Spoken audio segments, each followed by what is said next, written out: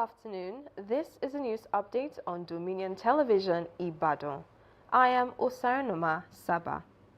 Vice President Kashim Shettima will lead a delegation to Kebbi State to convey the federal government's solidarity and deliver a message of reassurance to the families of abducted pupils.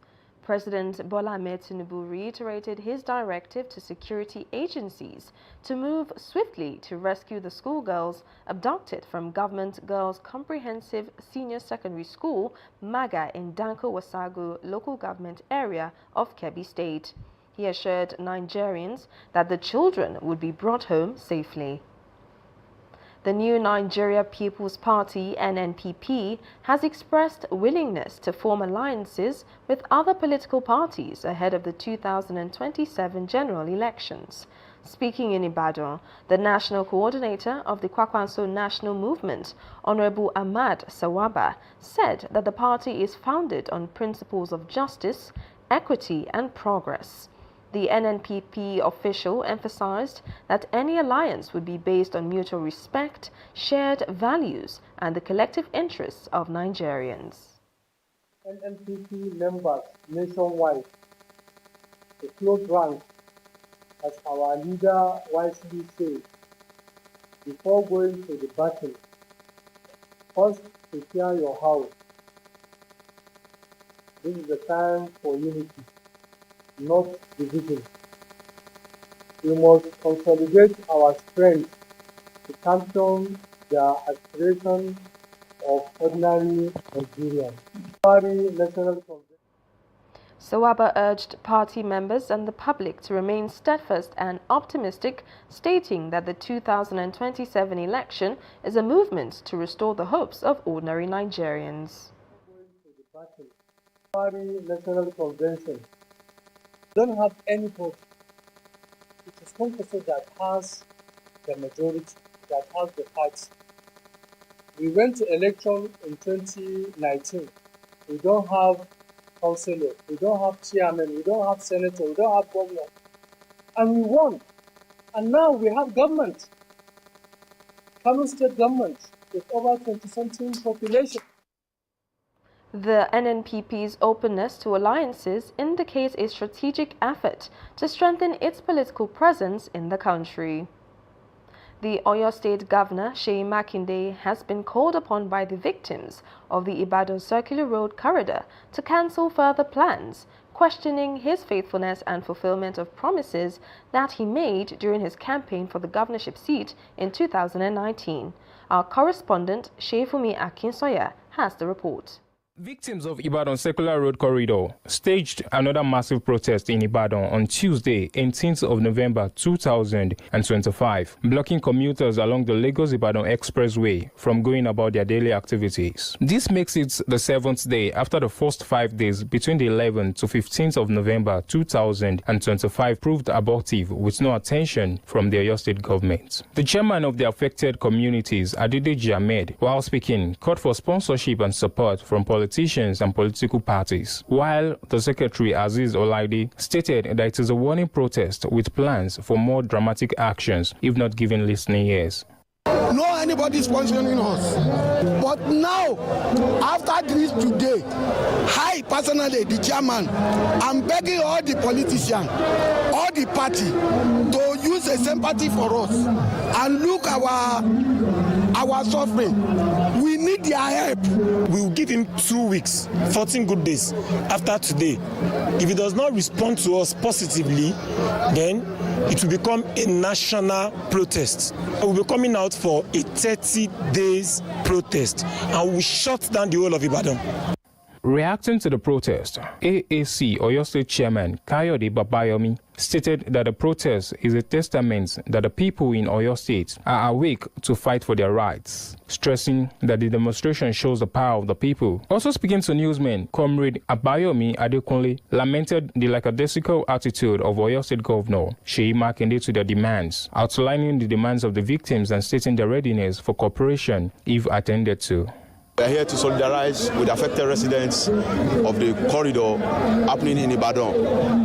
Taking a look at our 7-day struggle, you can see that the power belongs to the people, and the power of the people is much more than the people in power. And that is what we've displayed so far. The people here are the affected residents. The people here, they are the organic residents affected by the circular road. This is just a testament that the people of Oyo State, they are awake. They are awake, to fight for their rights. The government refused to listen to us. That is why we are here. We have 3 demands, 3 simple demands. First demands, adequate compensation for the people that have demolished their house. Second demand, compensation before demolition for the people that have marked their house for the part of the way. Third one is cancellation, total cancellation of circular road corridor. On their part, the victims of the circular road corridor shared the impact of the action of the Oyo State government on them, pleading for a reversal in decision and further actions to be taken by the state governor. This is the last day, so we are expecting the Excellency and the leaders of Ibadan to respond to us, to our protest, to answer our request. And what we are requesting is that we don't want the corridor. Oyo State government, led by Governor Seyi Makinde, has breached our rights, and he has decided to render us homeless. The gazette they presented here to us as the gazette that backs up this accusation is faulty, is a scam, and people are saying no. Now we are here because Governor Seyi Makinde has decided to take that land forcefully against the wish of the people. More than 200 people are dead as a result of this, and we have scores, safeguards hospitalized as a result of this. The Oyo State Governor, Seyi Makinde, is however enjoined to give a positive response soon to the demonstrators to avoid further havoc. Sheifumi Akinsoya for Dominion News. Meanwhile, commuters and motorists were stranded for several hours around the Academy area axis of the Lagos-Ibadan Expressway following a massive protest by property owners along the corridor of the ongoing construction of Ibadan Circular Road. The protesters, made up of landlords and residents, blocked the expressway to express their dissatisfaction over what they describe as the government's failure to respond to a 7-day ultimatum issued over alleged demolition threats and inadequate compensation for affected houses. The protest grounded many businesses in the area as workers and students heading to school, as well as travelers and commuters within Ibadan and neighboring states, were delayed, with commercial vehicles forced to turn back or take alternative routes. 2 hours now. We are coming from Lagos to different states. I don't know. I pray that the Almighty God will take control of this protest. Even though I don't know what is happening now, I don't know. But the way they have blocked everything, the road, I don't like it. Please, sympathetic, and put a lot of pressure on the travelers on the road. For a couple of hours now we've been here, and I was told that we'll not leave here until about 5 to 6 p.m. So, and we are going far away. We are going beyond Ibadan. We are heading towards, we are going to Kogi State. So you can imagine when are we going to get there. So I think, it's highly sympathetic. But I think they should dialogue. They should call the people concerned, have a meeting with them, and sit on a round table. Because they can't afford to. Where are they going to send them to? A leader of the protesting house owners said the action became necessary after years of unfulfilled promises and insensitivity to their plight. An injury to one is an injury to all. Those that are held in the traffic, they came from their houses. We are sleeping in the mosque, sleeping in churches, sleeping around the streets. So now we want them to feel what we are feeling so that they can raise their voice and speak on our behalf. Probably the government. Meanwhile, motorists have called on both state and federal governments to quickly resolve the issue to prevent further disruption along the busy Ibadan-Lagos Expressway. Lagos State Governor Babajide Sanwo-Olu is set to present a proposed 4.2 trillion naira budget for the 2026 fiscal year to the Lagos State House of Assembly following the legislature's confirmation that it has received a formal request from the governor to schedule a date for the presentation.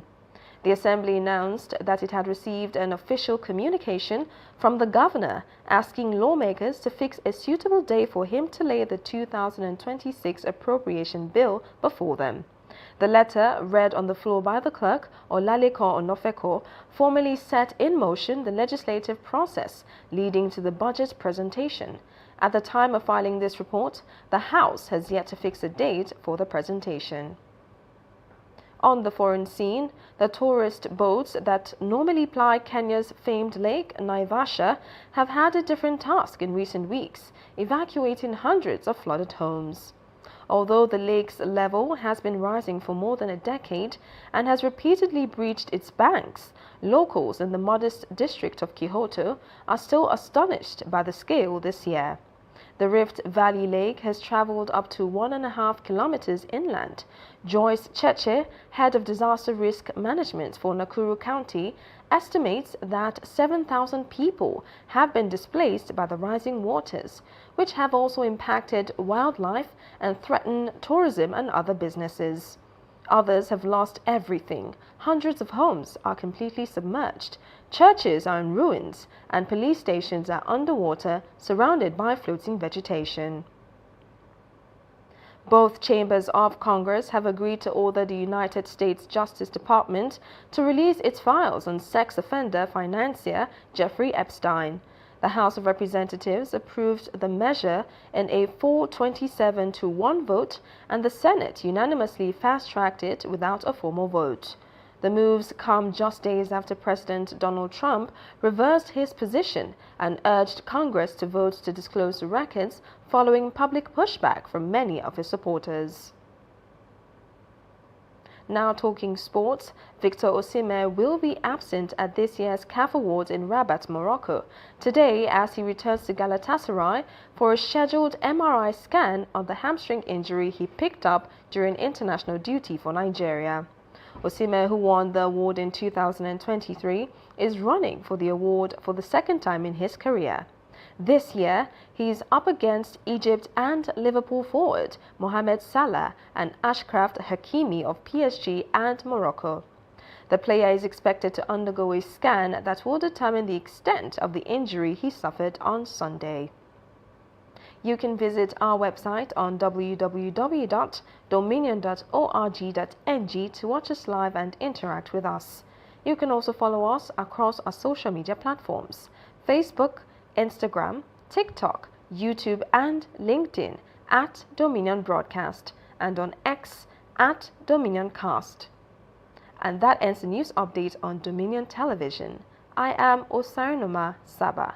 Thank you for watching.